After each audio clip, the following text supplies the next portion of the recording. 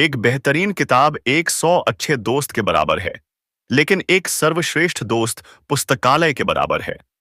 छोटे से पहाड़ी गांव भीमताल में रहने वाला आरव बचपन से ही किताबों का दीवाना था।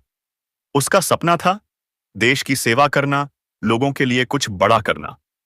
लेकिन मुश्किल ये थी कि न उसके पास किताबें थीं, न कोई मार्गदर्शन। उसका पिता एक दिहाड़ी मजदूर था और मां बीमार रहती थी। घर का खर्च चलाना ही एक संघर्ष था। हर दिन स्कूल के बाद आरव गांव की सरकारी लाइब्रेरी के बाहर चुपचाप खड़ा हो जाता।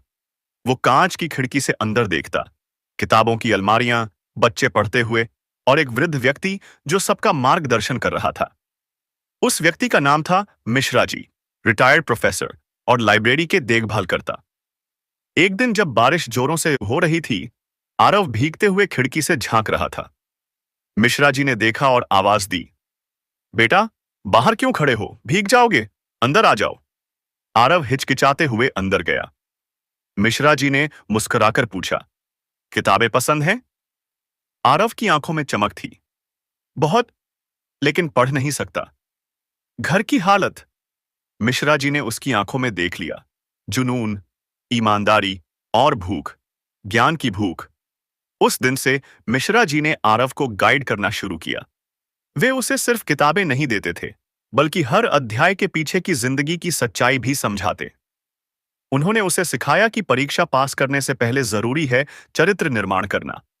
आरव धीरे धीरे गांव का सबसे होशियार छात्र बन गया।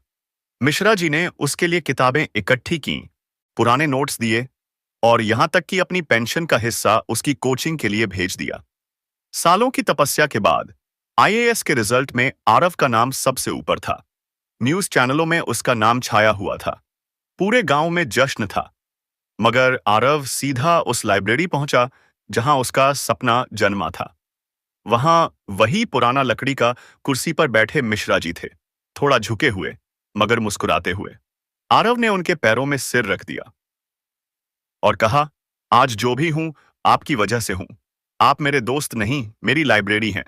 आपने मुझे सिर्फ किताबें नहीं दी, जिंदगी का पाठ पढ़ाया। मिश्रा जी की आंखें भर आईं।